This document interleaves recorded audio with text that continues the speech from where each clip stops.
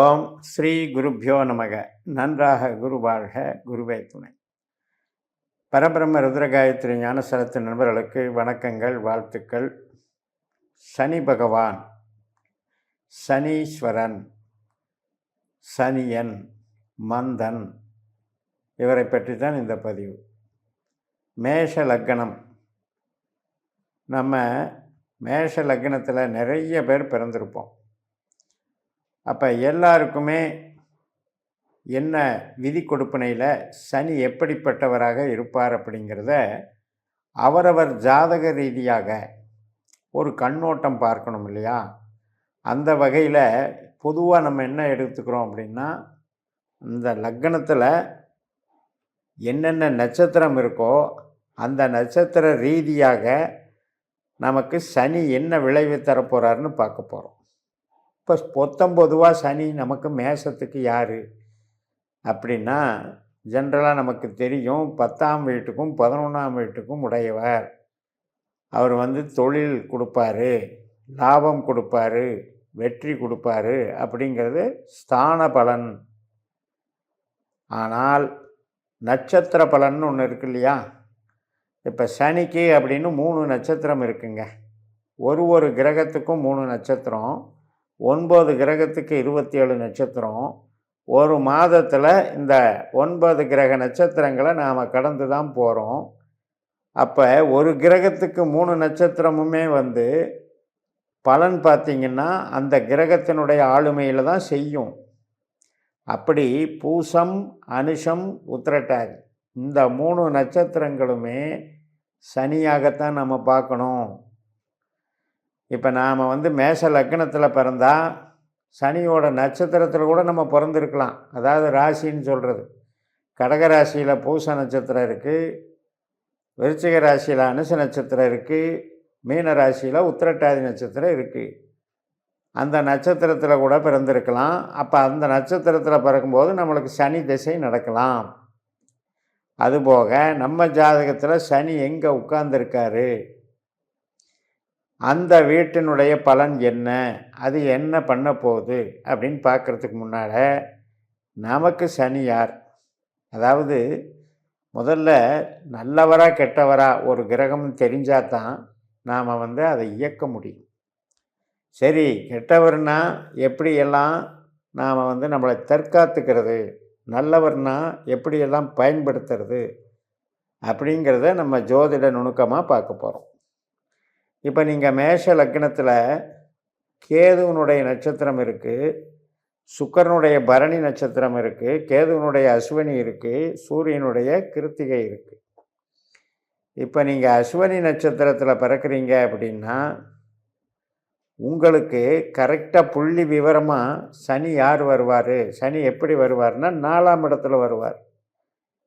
பரணி நட்சத்திரத்தில் பிறக்கிறீங்க அப்படின்னாலும் அது உங்களுக்கு 4ஆம் இடத்துல தான் வருவார்.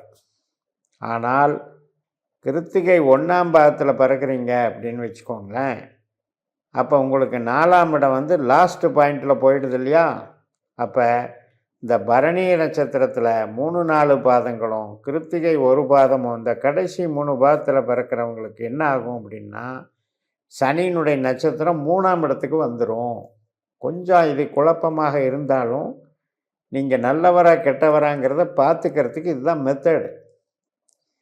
அப்போ நம்ம பிறந்த லக்ன புள்ளி அப்படிங்கிறத நாம் கண்டிப்பாக கேரக்டர் அனாலிசிஸ்க்கு எடுத்தே ஆகணும். உங்கள் லக்ன புள்ளி கேதுவாக இருந்தால் கண்டிப்பாக சனி கெட்டவர் தான். அதாவது அஸ்வினி நட்சத்திரத்தில் லக்னம் அமைஞ்சிருந்தால் கேது சனி கெட்டவர் தான். சரி, இந்த கெட்டவர் அப்படின்னா எப்படி கெட்டவர் அப்படின்னா, இப்போ பொதுவாக சனியினுடைய குவாலிட்டிஸ் என்ன அப்படின்னு பார்ப்போம், தன்மைகள் என்ன அப்படின்னு பார்ப்போம். தாழ்ந்த குணமுடையவர், தன்னைத்தானே தாழ்த்தி கொள்பவர், அதே போல் சுத்தம், வறுமை, இந்த சுத்தத்துக்கு சுத்தப்படுத்துபவராக இவர் இருக்கலாங்களோ ஒழிய அந்த அவருடைய பணிபுரியக்கூடிய இடம் சுத்தம் இல்லாமல் இருக்கும்.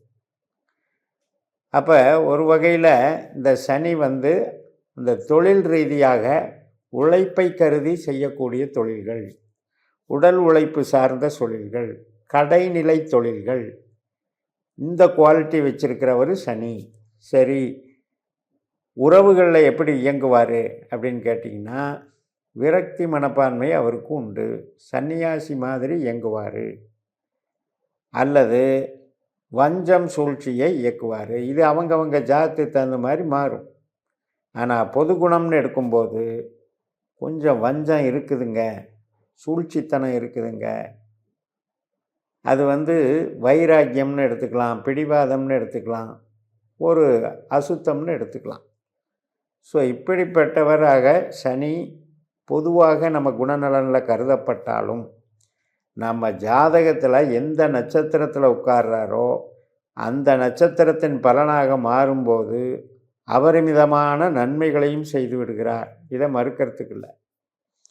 அப்போ நாம் மேஷ லக்னத்தில் பிறந்த அத்தனை பேருக்குமே சனி கெட்டவராக இருந்தாலும் நம்ம ஜாதகத்தில் அவர் அமரக்கூடிய நட்சத்திரத்தை வைத்து அவரே யோகவானாக மாறக்கூடிய அமைப்பும், அவரே நமக்கு செல்வங்களையும் தொழில் பாக்கியங்களையும் அள்ளி வழங்கக்கூடிய அமைப்பும், நன்றாக உறவுகளை வழங்கக்கூடிய அமைப்பும் அங்கே இருக்குது. அப்போ நவகிரகத்தில் யார் கெட்டவர் யார் நல்லவருங்கிறது பொதுவாக குணாதிசயத்தை மட்டும் வச்சு பிரித்து பார்க்கலாமா ஒழிய, நம்ம ஜாதகத்தில் அவர் நல்லவராக கெட்டவராங்கிறது அவர் நின்ற நட்சத்திரத்தை பொறுத்தே இருக்கும். இதை நல்லா ஞாபகம் வச்சுக்கணும். சரி, இப்போ நமக்கு அஸ்வினியில் பிறந்திருக்கோம், சனி கெட்டவராக போயிட்டார், என்ன விதத்தில் பாதிப்பு பண்ணுவார் அப்படின்னா, உழைப்பு ஒரு பெரிய வருமானம் உள்ள உழைப்பாக இருக்காது. கஷ்டம் நஷ்டம், அதாவது உடலை வருத்தி உழைக்கக்கூடிய உழைப்பு. இப்போ நம்ம லேபர் கேடர்னு எடுத்துக்கலாம். அது மட்டுமல்ல, நமக்கு வருமானம் குறைவான வேலை, அல்லது ஒரு சிலருக்கு இந்த சனியினுடைய காரகங்கள் சகவாச தோஷம் ஏற்பட்டு அது மாதிரியான தொழில்களில் ஈடுபடுறாங்க. இப்போ சட்டத்துக்கு புறம்பான செயல்பாடுகள் செய்கிறதுக்குன்னு சில தொழில்கள் இருக்குது.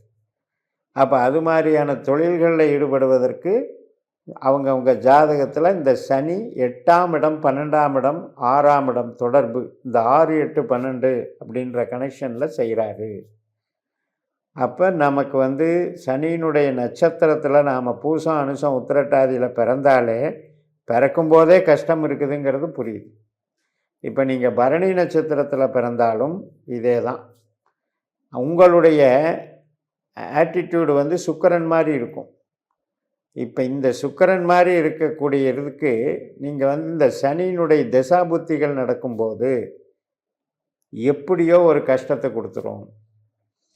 அப்போ நம்ம என்ன தெரிஞ்சுக்கணும் அப்படின்னா, கர்மாவில் சனி நமக்கு கெட்டவராக இருந்தாலும் நம்ம ஜாதகத்தில் லக்னத்துக்கு 3 7 11 இருந்தால் அந்த கெடுதலை செய்ய மாட்டார். 2 6 10 இருந்தால் சனி சார்ந்த தொழில்களை செய்வோம். 1 5 9 இருந்தால் நாம் கொஞ்சம் மீடியமான தொழில், ஒரு அசால்ட்டான தொழில், அதாவது ஒரு கிளரிக்கல் ஜாப்பு இந்த மாதிரி இருப்போம். அப்போ 5ஆம் இடத்துலையும் 9ஆம் இடத்துலையும் சனி தொழில் சம்பந்தப்பட்டு விட்டால் அது பெருசாக டெவலப் பண்ண போகிறது இல்லை. அப்போ இந்த மாதிரி மேஷ லக்னத்தை பொறுத்த வரைக்கும் சனியை பொறுத்த வரைக்கும் கெட்டவர்னு எடுத்துக்கிட்டு, இப்போ நீங்கள் கோச்சாரத்தில் பார்த்தீங்கன்னா 12ல் சனி போகுது இல்லையா, இந்த 12ஆம் இடம் என்பது செலவுகளை கொடுக்கறது, ஆஸ்பத்திரி செலவுகள் அல்லது முதலீடுகள், தொழில் செய்கிறங்க போட போட போய்கிட்டே இருக்குது, இந்த மாதிரி விஷயத்தை கொடுக்குது. அப்படிங்கும்போது மேஷ லக்னக்காரர்களுக்கெல்லாம் 4ஆம் இடமான கடகத்தில் சனி வரும்போதும், 8ஆம் இடமான விருச்சிகத்தில் சனி வரும்போதும், 12ஆம் இடமான மீனத்தில் சனி வரும்போதும் செலவுகளையும் பிரச்சனைகளையும் அதிகமாக கஷ்ட நஷ்டங்களையும் கொடுக்கிறது என்று சொல்லி நிறைவு செய்கிறேன்.